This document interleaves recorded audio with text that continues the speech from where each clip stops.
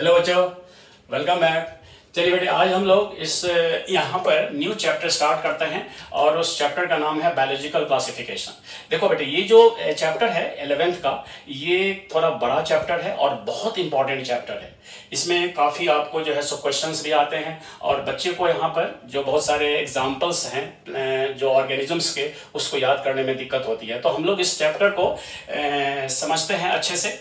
और ये चैप्टर चूँकि थोड़ा बड़ा है तो इसको हम लोग कुछ सेगमेंट में, जैसे आज का जो ये वीडियो है ये लेक्चर नंबर 1 है, इसी का सेकंड थर्ड भी आएगा, तो सीक्वेंस में आप लोग उसको भी देखिएगा तो ये आपको एक अच्छे से ये चैप्टर कमांड हो जाएगा।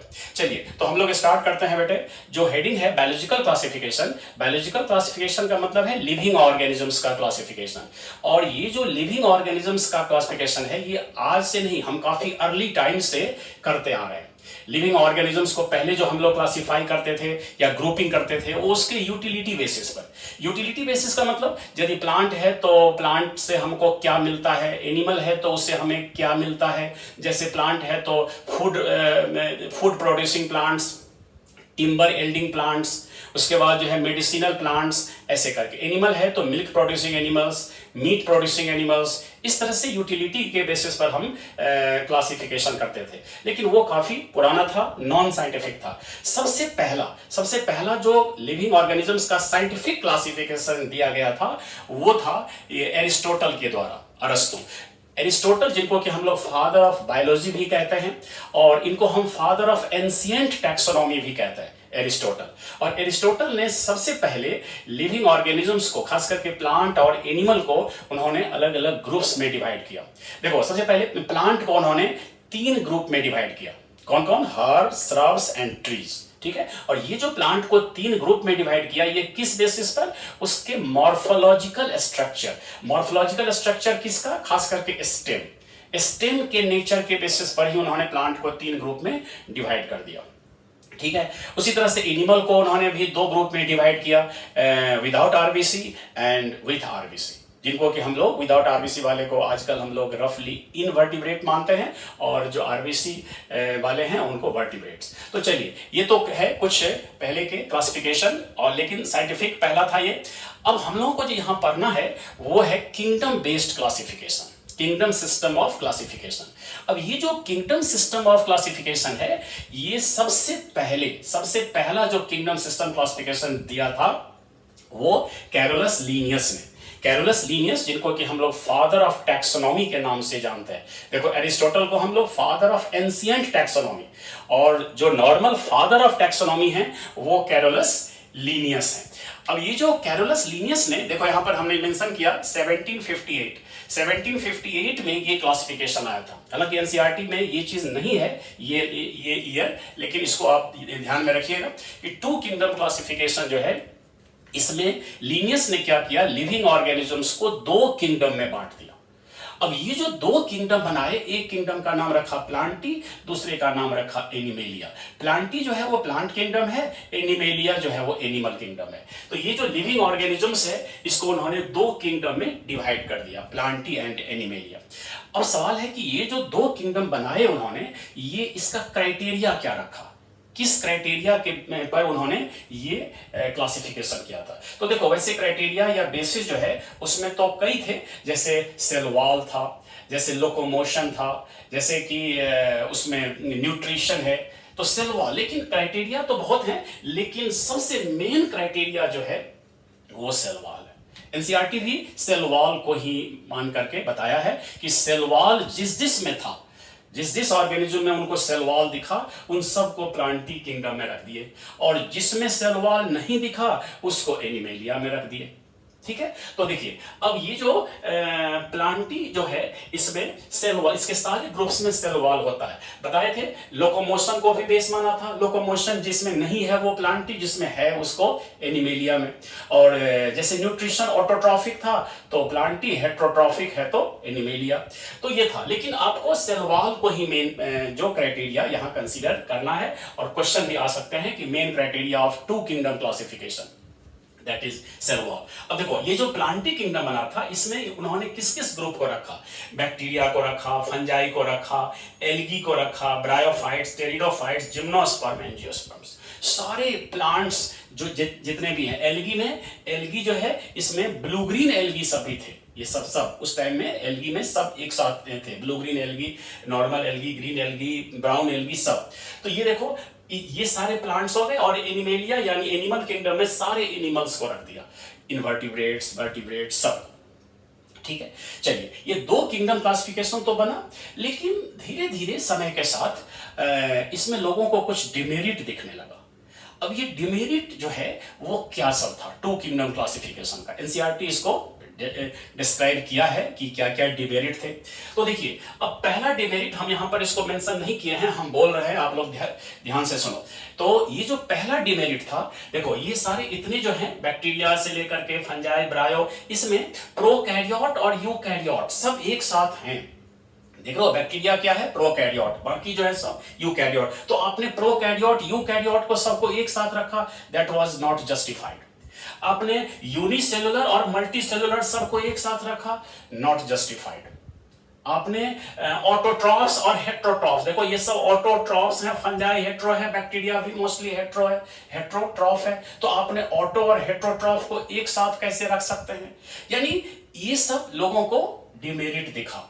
ठीक है, अच्छा, कुछ ऐसे भी ऑर्गेनिजम्स बाद में डिस्कवर्ड हुए जिनमें डुअल नेचर था। डुअल नेचर का मतलब उसमें कुछ जो थे उसमें प्लांट और एनिमल दोनों के लक्षण थे।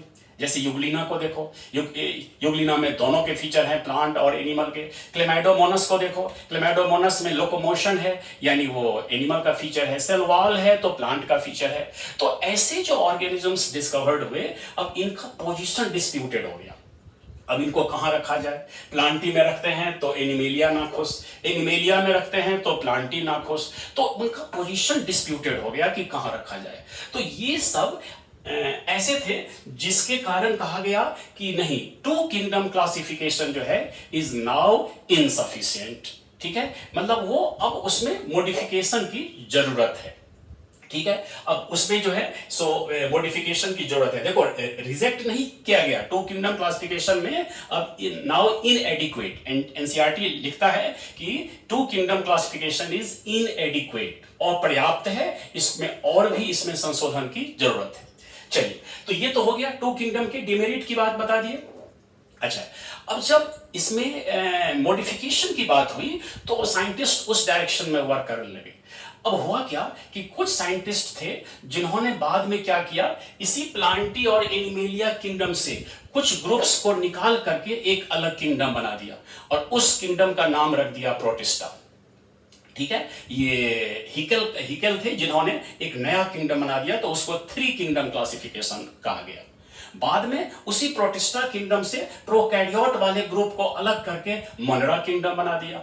ये फोर किंगडम क्लासिफिकेशन बन गया जो कोपलैंड के द्वारा किया गया था। तो ये फोर किंगडम भी बाद में आया, लेकिन ये थ्री किंगडम, फोर किंगडम, लेकिन ये सब बहुत अधिक नहीं चला। ठीक है, ये सब बस आए राम गए राम। और फाइनली जो फाइव किंगडम आया, फाइनली 3, 4 के बाद 5 किंगडम आया, उसमें जो है 5 किंगडम को फॉर्म किया गया और नया किंगडम जो बना वो था फंजाई। ठीक है, तो देखो इस तरह से 2 किंगडम के बाद 3 किंगडम आया, फिर 4 किंगडम आया, फिर 5 किंगडम आया।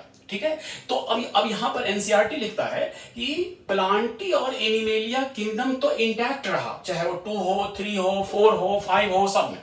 लेकिन उसके बाद जो अदर किंगडम्स बने, उसी प्लांटी एनिमेलिया से अलग अलग करके ग्रुप्स बनाए, फिर उस ग्रुप्स को डिवाइड किए, ऐसे होता गया।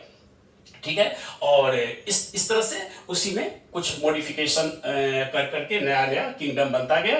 और शुरू में देखो, जब 2 किंगडम क्लासिफिकेशन था, तो 2 किंगडम क्लासिफिकेशन में जो कुछ एनिमल्स, जैसे मान लो कि इसमें अमीबा है, पैरामीशियम है, जैसे कि, और उसमें प्लांट जैसे क्लेमाइडोमोनस है, स्पाइरोगायरा है, ये सब किसमें थे? एल्गी में। बाद में जो है सो ये उसको अलग करके जो है सो इसमें प्रोटिस्टा किंगडम में, खास करके क्लेमेडोमोनास, क्लोरेला, इस सबको प्रोटिस्टा में। तो यहाँ पर मतलब जो उसी दोनों किंगडम से अलग अलग करके ग्रुप्स को किंगडम बनाते गए। और ये जो प्रोसेस है, ये जैसे जैसे जो हमारा टैक्सोनॉमिक जो नॉलेज है वो बढ़ता गया, हम लोगों को अलग अलग फीचर्स के बारे में आइडिया होता गया, ये सब हम किंगडम सब बनाते गए। और फ्यूचर में भी इस तरह के चेंजेस होंगे, फ्यूचर में भी हम और भी किंगडम्स बनाएंगे। और सबसे ज्यादा जो मॉडिफिकेशन का जो गुंजाइश है जिस किंगडम को ब्रेक होने में, वो है प्रोटिस्टा।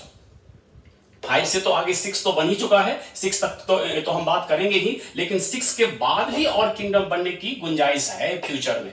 और उसमें सबसे ज्यादा जो किंगडम को ब्रेक करके नया किंगडम बनाने की बात है तो वो है प्रोटिस्टा। क्योंकि प्रोटिस्टा किंगडम में बहुत सारे, काफी डाइवर्सिटी है, पूरा कचरा भरा हुआ है, अलग अलग तरह के ग्रुप के ऑर्गेनिजम्स उसमें पड़े हुए हैं। चलिए, तो अब ये सब हो गया।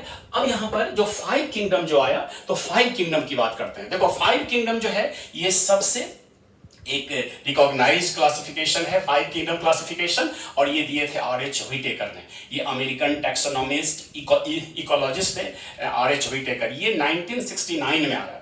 तो ये जो ईयर है ये एनसीईआरटी में दिया हुआ है, इसको याद रखिएगा। 1969 में ये आर.एच. व्हिटेकर ने ये क्लासिफिकेशन दिया था 5 किंगडम। देख रहे हो? अब ये जो 5 किंगडम है, और 5 किंगडम का नाम देखो, Monera, protista, fungi, Plantae, animalia. अगर क्वेश्चन आता है कि the new kingdom introduced in 5 kingdom classification is, नया किंगडम इसमें से कौन सा आया, तो फंजाई। ठीक है, क्योंकि ये जो चारों हैं वो ऑलरेडी पहले से 3-4 किंगडम में बन चुके थे। अब देखिए, अब ये जो 5 किंगडम क्लासिफिकेशन है, इसका क्राइटेरिया क्या है? तो इसका क्राइटेरिया जो है, देखो यहां पर हमने कुछ पॉइंट्स में लिखा है। एक तो सेल स्ट्रक्चर, सेल के स्ट्रक्चर को ध्यान में रखा गया कि यह प्रोकैरियोटिक है कि यूकैरियोटिक है। उसके बाद बॉडी ऑर्गेनाइजेशन को ध्यान में रखा गया। बॉडी ऑर्गेनाइजेशन मतलब जैसे यूनिसेलुलर है कि मल्टीसेलुलर है, ठीक है। उसके बाद न्यूट्रिशन को ध्यान में रखा गया, न्यूट्रिशन। और फाइलोजेनी, दैट इज इवोल्यूशन, ठीक है। जो इवोल्यूशनरी जो कंपैरिजन है, यानी कि जो ऑर्गेनिजम्स में जो एक इवोल्यूशनरी टेंडेंसीज होती है, उसका जो कंपैरेटिव स्टडी होंगे, दैट इज कॉल्ड फाइलोजेनी और रिप्रोडक्शन। देखो क्राइटेरिया तो ये सारे थे, लेकिन इनमें से जो मेन क्राइटेरिया, अगर आपसे क्वेश्चन आता है कि 5 किंगडम का मेन क्राइटेरिया क्या था, तो वो था न्यूट्रिशन। Very very important. जैसे 2 किंगडम का main criteria cell wall, 5 kingdom का मेन क्राइटेरिया न्यूट्रिशन। न्यूट्रिशन सबसे मेन क्राइटेरिया था। अब देखो, अब ये जो 5 क्राइटेरिया, मतलब जो अलग अलग क्राइटेरिया हैं, इस क्राइटेरिया के बेसिस पर अब देखो यहां पर इन 5 किंगडम को, ये जो 5 किंगडम है, इसका कंपैरेटिव स्टडी करने के लिए हम लोग एक चार्ट का यूज करते हैं। ये चार्ट एनसीईआरटी में भी दिया हुआ है, एनसीईआरटी में दिया हुआ है, और उसी चार्ट को हम यहां पर थोड़ा डिस्क्राइब करते हैं। आप लोग उस चार्ट को भी देखिएगा। अब देखो, अब यहां पर कुछ कैरेक्टर्स हैं, जिस कैरेक्टर्स के बेसिस पर इन 5 किंगडम्स का कंपैरिजन है। देखो यहां कैरेक्टर्स का कॉलम है, फिर ये है मोनेरा, क्या है, एम मतलब Monera, protista, fungi, Plantae, animalia. ठीक है बेटा। तो देखो, अब यहां पर सबसे पहला जो है ये सेल टाइप की बात करते हैं। देखो सेल टाइप में मोनेरा के जो जितने मेंबर्स हैं वो सब क्या है, प्रोकैरियोटिक है। देख रहे हो, प्रोकैरियोटिक। और बाकी सारे ग्रुप्स के मेंबर क्या हैं, यूकैरियोटिक। तो मोनेरा एक ऐसा किंगडम है जिसके सारे मेंबर्स प्रोकैरियोटिक हैं। प्रोकैरियोटिक जानते होंगे कि उनका जो सेल स्ट्रक्चर है वो काफी सिंपल है, उसमें फॉल्स न्यूक्लियस है, मेम्ब्रेन बॉन्ड सेल ऑर्गेनेल्स नहीं होते, उनका सेल वॉल पेप्टाइडोग्लाइकन का बना होता है, ठीक है। अच्छा, अब देखो, तो ये सेल टाइप हो गया। उसके बाद न्यूक्लियर मेम्ब्रेन, देखो चूंकि ये प्रोकैरियोट से ही रिलेटेड है, प्रोकैरियोट यूकैरियोट से, तो जो प्रोकैरियोट है उसका न्यूक्लियर मेम्ब्रेन एब्सेंट होगा, ठीक है। तो देखिए यहां एब्सेंट, -NT मतलब एब्सेंट, यहां प्रेजेंट प्रेजेंट प्रेजेंट प्रेजेंट, यानी जो मोनेरा किंगडम के जो मेंबर्स हैं उनमें ट्रू न्यूक्लियस या न्यूक्लियर मेम्ब्रेन एब्सेंट होता है। समझ में आ गया? चलो, तीसरा क्राइटेरिया है, कैरेक्टरिस्टिक है सेल वॉल। देखो सेल वॉल जो है, वैसे सेल वॉल कहां है कहां नहीं है, इसको हमने यहां बताया। देखो सेल वॉल मोनेरा के सारे मेंबर्स में प्रेजेंट होंगे, ठीक है, वैसे एक्सेप्शन है माइकोप्लाज्मा, लेकिन उसको हम एक्सेप्शन ही मानते हैं। अगर आपसे ये पूछा जाए कि मोनेरा में सेल वॉल प्रेजेंट या एब्सेंट, तो वहां प्रेजेंट कहेंगे, एक्सेप्शन इज माइकोप्लाज्मा। ठीक है, देखो प्रोटिस्टा में सेल वॉल हो भी सकता है, नहीं भी हो सकता, क्योंकि इसके जो मेंबर्स हैं कुछ प्लांट टाइप हैं, कुछ एनिमल टाइप हैं, तो एनिमल टाइप जितने हैं उनमें एब्सेंट होगा, तो प्रेजेंट या एब्सेंट दोनों हो सकता है। फंजाई में सेल वॉल प्रेजेंट है, ठीक है, और प्लांटी में सेल वॉल प्रेजेंट है, एनिमेलिया में सेल वॉल एब्सेंट। देख रहे हो? अच्छा, प्रेजेंट और एब्सेंट तो ठीक है, लेकिन अब ये बना किसका है, बना किस चीज का है सेल वॉल, जहां जहां है उसमें भी डिफरेंस है। जैसे ये टू किंगडम में हमने कहा था ना कि प्लांट में यानी वो सारे जितने भी सेल वॉल वाले थे उसको एक साथ रखा गया था। तो अरे सेल वॉल को तो आप कंसीडर कर रहे हो, लेकिन ये भी तो देखो कि सेल वॉल किस चीज का बना है, उसको उन्होंने वो नहीं देखा था। यहां करके सेल वॉल जो है किस चीज का बना है वो भी डिस्टिंग्विश करके देखा गया है। देखिए यहां पर सेल वॉल जो है ना, ये पेप्टाइडोग्लाइकन का बना है, कौन, प्रोकैरियोट का, यानी ये मोनेरा का। उसके बाद प्रोटिस्टा के मेंबर में जो सेल वॉल है सेल्यूलोजिक है, फंजाई का सेल वॉल काइटिन का है, प्लांटी का ये सेल्यूलोज का, और इसमें तो है ही नहीं। अच्छा, इसके बाद बॉडी ऑर्गेनाइजेशन की बात है। देखो बॉडी ऑर्गेनाइजेशन जो है ये मोनेरा के सारे मेंबर क्या हैं, सेल्यूलर बॉडी ऑर्गेनाइजेशन यानी यूनिसेल्यूलर। ठीक है, जो प्रोटिस्टा है ये भी यूनिसेल्युलर, लेकिन ये यूनिसेल्युलर यूकैरियोटिक है और ये प्रोकैरियोटिक है। ठीक है, अच्छा यहां से मल्टीसेल्युलर स्टार्ट होता है। देख रहे हो, यहां से फंजाई जो है ना, इसको मल्टीसेल्युलर का किंगडम माना गया। प्लांटी मल्टीसेल्युलर का किंगडम है और यहां पर भी मल्टीसेल्युलर है। लेकिन अब यहां से देखिए, यहां तक तो कोई सेल्युलर बॉडी मतलब सेल से ऊपर है ही नहीं कुछ।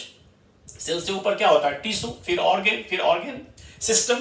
तो यहां तक बॉडी सेल का ही होता है, सेलुलर लेवल ही होता है। यहां से टिश्यू फॉर्मेशन शुरू तो होता है, लेकिन ट्रू टिश्यू यहां नहीं मिलता फंजाई में। देखो फंजाई में क्या होता है, जो हाइफी है, हाइफी के कंपैक्टनेस से जो माइसीलियम बनते हैं, तो वो माइसीलियम काफी कंपैक्ट होकर के टिश्यू लाइक स्ट्रक्चर दिखता, टिश्यू लाइक। ठीक है, तो इसको हम लोग लूज टिश्यू मानते हैं। फंजाई का जो टिश्यू है वो ट्रू टिश्यू नहीं माना जाता, उसको लूज टिश्यू कहा जाता है। तो यहां पर multicellular but have loose tissue. उसके बाद देखो यहां पर टिश्यू भी है और ऑर्गेन भी है। प्लांटी में टिश्यू और ऑर्गेन दोनों मिलता है। बताओ प्लांट के ऑर्गेन का कुछ एग्जांपल। प्लांट में ऑर्गेन के एग्जांपल जैसे लीफ है, रूट है, स्टेम है, फ्लावर है, ये सब तो ऑर्गेन ही तो है। तो प्लांट के ऑर्गेन भी होते हैं और टिश्यू तो है ही, ट्रू टिश्यू और ऑर्गेन। और एनिमल्स में क्या होता है, एनिमेलिया में टिश्यू भी है, ऑर्गेन भी है, और ऑर्गेन के ग्रुपिंग से ऑर्गेन सिस्टम बनता है। तो एनिमल्स में, एनिमेलिया में तीनों मिलते हैं, टिश्यू लेवल, ऑर्गेन लेवल और ऑर्गेन सिस्टम लेवल। अब चलिए, अब सबसे मेन कॉम्पैरेटिव स्टडी है मोड ऑफ न्यूट्रिशन। देखो न्यूट्रिशन, और इसी न्यूट्रिशन को बेस मान करके ही ये फंजाई किंगडम आया था। अब यहां पर देखिए न्यूट्रिशन की जहां तक बात है, तो मोनेरा किंगडम के जो मेंबर्स हैं उनमें दोनों तरह के हैं। देखो यहां ऑटोट्रॉफिक एंड हेटेरोट्रॉफिक न्यूट्रिशन, दोनों तरह से न्यूट्रिशन होता है। जो ऑटोट्रॉफिक न्यूट्रिशन करने वाले जो हैं वो या तो फोटोसिंथेटिक होंगे या कीमोसिंथेटिक होंगे। देखिए यहां पर फोटोसिंथेटिक एंड कीमोसिंथेटिक, याद रखना कीमोसिंथेटिक न्यूट्रिशन ओनली कुछ मोनेरन्स में ही मिलता है, और आगे कीमोसिंथेटिक न्यूट्रिशन कहीं नहीं मिलता है। तो chemosynthetic nutrition is present only in some monerans या सम बैक्टीरिया। ठीक है, और ये जो कीमोसिंथेटिक है ये केवल यहीं पर ये मिलता है, और हम आगे इसकी बात करेंगे। जो कीमोसिंथेटिक में जो फूड का सिंथेसिस होता है उसमें जो एनर्जी कंज्यूम होगा वो किसी केमिकल रिएक्शन से आएगा, न कि सनलाइट से आएगा। ठीक है, चलिए तो ये हो गया। अच्छा, हेटेरोट्रॉफिक जो होता है मोनेरन्स में, उनमें सैप्रोफिटिक भी है, पैरासिटिक भी है, सिम्बायोटिक भी है। सैप्रोफिटिक मतलब डेड डिकेइंग से फूड लेना, और जो पैरासिटिक हैं वो लिविंग होस्ट से अपना फूड लेते हैं, और जो सिम्बायोटिक हैं वो म्यूचुअल रिलेशन होता है उनका अपने जो पार्टनर के साथ, गिव एंड टेक। तो यहां पर ये तीनों टाइप के न्यूट्रिशन मिलते हैं। ठीक है, अच्छा अब जो ये प्रोटिस्टा किंगडम है, देखो प्रोटिस्टा किंगडम का जो न्यूट्रिशनल मोड यहां भी दोनों टाइप से है, ऑटोट्रॉफिक एंड हेटेरोट्रॉफिक। ऑटोट्रॉफिक में यहां केवल फोटोसिंथेटिक है, कीमोसिंथेटिक बताए थे कि यहां से आगे तो कहीं है ही नहीं, तो यहां ऑटोट्रॉफिक में केवल फोटोसिंथेटिक मोड है, ठीक है। और इधर हेट्रोट्रॉफिक में देखो क्या क्या है, सैप्रोफाइटिक है, पैरासिटिक है, सिम्बायोटिक है, होलोजोइक है, मिक्सोट्रॉफिक है। इतने सारे न्यूट्रिशनल मोड हैं। तो अब बताओ ये कि इस यहां पर मोनेरा और प्रोटिस्टा में सबसे ज्यादा टाइप ऑफ न्यूट्रिशन कहां मिलता है? मोस्ट जो मतलब जो डाइवर्स न्यूट्रिशनल एबिलिटी जो है या जो मोस्ट डाइवर्स न्यूट्रिशन मेथड किस में मिलता है, मोनेरा या प्रोटिस्टा में? Protista. प्रोटिस्टेंस have maximum nutritional diversity, ठीक है। हाँ, इसके बाद जो है फिर सेकंड में मोनेरा का आता है। समझ में आ गया? तो ये सब हो गया आपको प्रोटिस्टा से रिलेटेड। Now the fungi. देखो फंजाई का न्यूट्रिशनल मोड कैसा होता है? हेट्रोट्रॉफिक। यहां सारे के सारे मेंबर्स क्या हैं? हेट्रोट्रॉफिक हैं, जो खुद खाना नहीं बनाते, दूसरों से लेते हैं। अब उसी में सैप्रोफाइटिक, पैरासिटिक एंड सिम्बायोटिक, ये तीनों मोड मिलता है। अच्छा एक बात बताओ, जो सैप्रोफाइटिक न्यूट्रिशन है, चाहे वो बैक्टीरिया हो या फंजाई हो, इसमें क्या होता है? क्या होता है? सैप्रोफाइटिक न्यूट्रिशन जो है इसको हम लोग और भी कई नामों से जानते हैं। जैसे सैप्रोफाइटिक जो है इसको हम लोग ऑस्मोट्रॉफिक न्यूट्रिशन भी कहते हैं, एब्जॉर्प्टिव न्यूट्रिशन भी कहते हैं। और जो सैप्रोफाइटिक न्यूट्रिशन होता है इसमें ऑर्गेनिज्म क्या करेगा? पहले पचाओ फिर खाओ, पहले फर्स्ट डाइजेशन देन एब्जॉर्प्शन। यानी यहां सैप्रोफाइटिक न्यूट्रिशन में क्या होता है कि ऑर्गेनिजम्स जो है, चाहे बैक्टीरिया हो या फंजाई हो, ये सब अपने बॉडी से एंजाइम को बाहर रिलीज करेगा और बाहर जो फूड है उसको डाइजेस्ट करेगा, फिर डाइजेस्टेड फूड को एब्जॉर्ब कर लेगा। यानी पहले वो पचाएगा बाहर, बॉडी के बाहर, फिर उसको एब्जॉर्ब कर लेगा। तो इस तरह का है। जबकि एनिमल का जो न्यूट्रिशन है वो होलोजोइक है, पहले खाओ फिर पचाओ। यानी कि फूड को पहले अंदर लो फिर उसको डाइजेस्ट करो, फर्स्ट इंजेशन देन डाइजेशन। समझ गए? तो ये सैप्रोफिटिक, पैरासिटिक एंड सिम्बायोटिक, ये सब हो गया, राइट। जैसे सिम्बायोटिक न्यूट्रिशन वाले जो बैक्टीरिया है वो हमारे इंटेस्टाइन में भी होता है। जैसे आपको राइजोबियम का नाम सुने होंगे। राइजोबियम जो है सो वो रूट के, लेग्यूमिनस प्लांट के रूट के साथ सिम्बायोटिक रिलेशन में होता है। तो ये सिम्बायोटिक रिलेशन में ये सॉरी माइकोराइजा, यहां फंजाई की बात है तो फंजाई में माइकोराइजा जो है वो सिम्बायोटिक है। बैक्टीरिया की जहां तक बात होगी यानी मोनेरा में, तो वो हमारे इंटेस्टाइन में जो है सो आपको इकोलाई है, चाहे लाइक मैंने इसके साथ जो है सो बैक्टीरिया में, इसमें रूट के, लेग्यूमिनस प्लांट के रूट में। यहाँ चूंकि फंजाई में है तो यहाँ में फंजाई में सिम्बायोटिक में कौन होगा? यहाँ पर माइकोराइजा, यहाँ पर माइको राइजा, सही है, समझ गए? चलिए अब प्लांटी की बात करते हैं। देखो प्लांटी जो है, प्लांटी का न्यूट्रिशनल मोड क्या है? ऑटोट्रॉफिक। प्लांट है तो फोटोसिंथेसिस करेगा, और फोटोसिंथेटिक यानी, और फोटोसिंथेटिक को हम लोग होलोफाइटिक भी बोलते हैं। Photosynthetic nutrition is also called holophytic. और इस प्लांटी में, और ये जो एनिमेलिया है, एनिमेलिया में आपको न्यूट्रिशन कैसा होता है? होलोजोइक, दैट इज इंजेसिव, होलोजोइक या इंजेसिव टाइप। और वैसे एनसीईआरटी लिखता है कि कुछ एनिमल्स ऐसे भी होते हैं जिनमें सैप्रोफाइटिक न्यूट्रिशन भी होता, ठीक है। तो जो डेड डिकेइंग ऑर्गेनिजम्स को खाते हैं वो यहाँ पर सैप्रोफाइटिक न्यूट्रिशन के फॉर्म में यहाँ पर कंसीडर किया गया है। और ये जो प्लांटी है, देखो प्लांटी जो है, अब इसमें किन किन को रखा गया है प्लांटी किंगडम में? Algae, bryophyte, pteridophyte, gymnosperm, angiosperm, ये सब प्लांटी के मेंबर है, ठीक है। तो ये आपको एक कंपैरेटिव स्टडी हो गया 5 किंगडम का, ठीक है। अब चलिए, अब ये चार्ट आपका बहुत इंपॉर्टेंट है और इस चार्ट से हम लोग पूरे 5 किंगडम के बारे में एक स्टडी हो जाता है। अब देखो, अब ये 5 किंगडम जो है, 5 किंगडम तो बन गया, बहुत अच्छा है। और एनसीईआरटी इसी 5 किंगडम को लेकर के आगे बढ़ा है, हालांकि इसको इसमें भी मॉडिफिकेशन हुआ है। तो हम सबसे पहले जान लेते हैं कि इन 5 किंगडम्स सिस्टम का डिमेरिट क्या सब है, ठीक है। 5 किंगडम सिस्टम में डिमेरिट्स क्या क्या है, अब हम इसकी बात करते हैं। देखो 5 किंगडम सिस्टम का जो डिमेरिट है, वो सबसे पहला डिमेरिट यह है कि इस 5 किंगडम में कहीं भी लाइकेन को, कहीं भी वायरस को, वायरॉइड को, इन सब को जगह नहीं दिया गया, नो एनी पोजीशन, ठीक है। तो पहला एक इसको हम मानते हैं। दूसरा इसका डिमेरिट ये है कि देखो यहां पर जैसे प्लांटी किंगडम है, तो प्लांटी किंगडम में आपको एल्गी है, देख रहे हो, एल्गी है, एल्गी प्लांटिका है, और एल्गी में बहुत सारे ऐसे एल्गी हैं जो यूनिसेलुलर हैं, जैसे क्लोरेला, क्लेमाइडोमोनास, ये सब यूनिसेलुलर एल्गी है ना। तो जब यहाँ पर जब इसमें देखा गया कि अरे ये तो मैंने अपने एल्गी में जो यूनिसेलुलर भी मेंबर है, तो आप एल्गी को तो इसमें प्लांटी में रखे हो, that is the kingdom of multicellular, तो आप मल्टीसेलुलर किंगडम में यूनिसेलुलर को क्यों रखे हो, इसको हटाओ यहां से। तो जब ये चीज डिमेरिट लोगों को दिखा तो बाद में इसको रेक्टिफाई किया गया, और रेक्टिफाई क्या किया गया, तो एल्गी में से जितने भी यूनिसेलुलर मेंबर थे उनको शिफ्ट कर दिया गया, कहां, प्रोटिस्टा में, प्रोटिस्टा में शिफ्ट कर दिया गया। तो आज जो क्लोरेला, क्लेमाइडोमोनास, ये सब किस किंगडम के मेंबर, किस किंगडम के मेंबर हैं, तो वो है प्रोटिस्टा के, प्रोटिस्टा में है ये सब, ठीक है। हालांकि जब हम लोग एल्गी की बात करते हैं, जब एल्गी पढ़ते हैं तो उनको भी एग्जाम्पल के रूप में ले लेते हैं, बट एक्चुअली अब ये जो है यूनिसेलुलर मेंबर, वो अब कहाँ, प्रोटिस्टा के मेंबर है, ठीक है। तो अब देखिए, लेकिन एक बात यहां पर आप समझो या फिर आप इसको देखो कि यूनिसेलुलर यहां से तो शिफ्ट हो गया, क्या फंजाई में भी यूनिसेलुलर है क्या, क्या फंजाई में भी यूनिसेलुलर है क्या, हाँ है। ईस्ट को देखो, ईस्ट यूनिसेलुलर है, लेकिन क्या ईस्ट को भी शिफ्ट कर दिया गया प्रोटिस्टा में, क्या ईस्ट को भी प्रोटिस्टा में शिफ्ट कर दिया गया, क्योंकि यूनिसेलुलर को तो सारे को हटाया गया।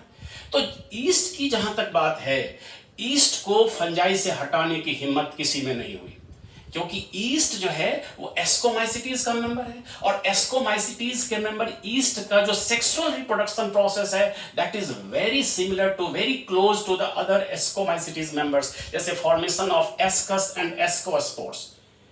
तो ईस्ट में जो सेक्सुअल रिप्रोडक्शन का मेथड है वो एस्कस, एस्कोस्पोर्स, अदर मेंबर्स में, तो इस तरह से वहां पर जो सेक्सुअल रिप्रोडक्शन में सिमिलैरिटी है अदर मेंबर्स के साथ, इसको लेकर के ईस्ट को वहां से शिफ्ट नहीं किया गया।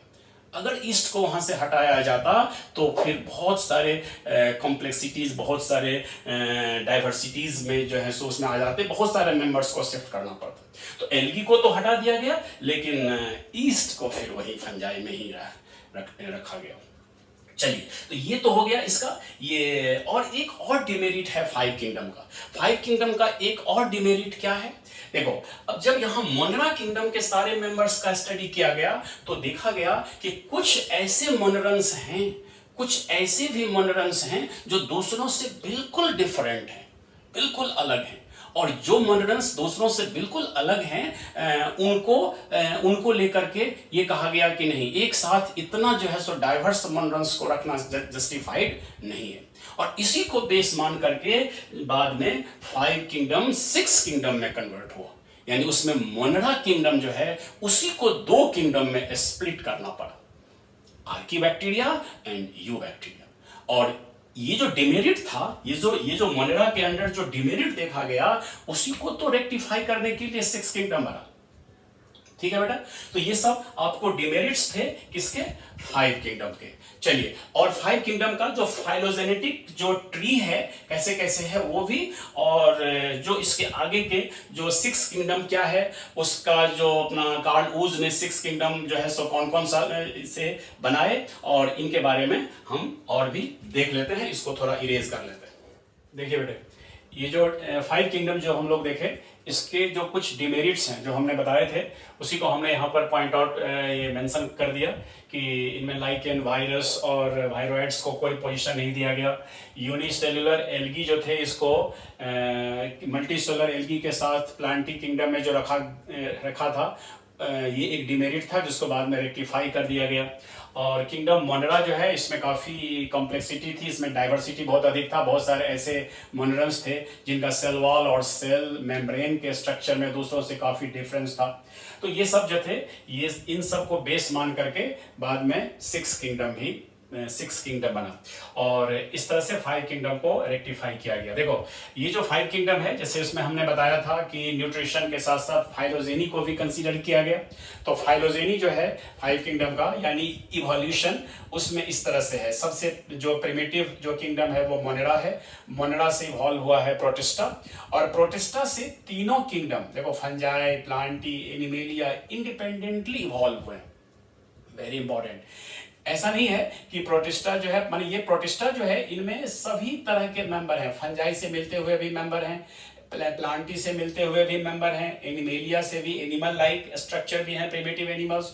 तो यहाँ प्रोटिस्टा जो है हर तरह के ऑर्गेनिजम्स का एक ग्रुप है। यहाँ से फंजाई भी इवॉल्व हुआ है, प्लांटी भी इवॉल्व हुआ है, एनिमल्स भी इवॉल्व हुए हैं। तो इस तरह से ये एक इवोल्यूशनरी ट्री है। अब देखिए, अब यहाँ पर हमने बताया कि जो 5 किंगडम के बाद जो अभी तक का जो सबसे लेटेस्ट क्लासिफिकेशन है वो है 6 किंगडम।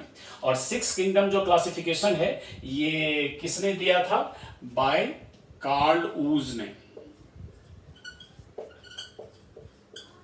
ये कार्ल ऊज का दिया हुआ है, हालांकि एनसीईआरटी में नहीं है, लेकिन आप इसको याद रखिएगा, कार्ल ऊज ने ये क्लासिफिकेशन दिया था।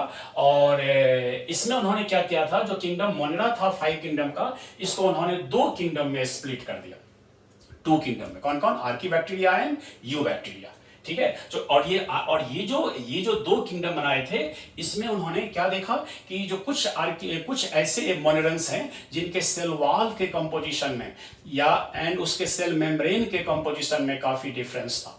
जो आर्कीबैक्टीरिया के जो मेंबर्स हैं उनके सेल वॉल में जो नॉर्मल जो पेप्टाइडोग्लाइकन है म्यूरिन, वो नहीं होता, वो स्यूडो म्यूरिन होते हैं वहां पर। और जो इसके जो मेम्ब्रेन होते हैं वो ब्रांच लिपिड होते हैं।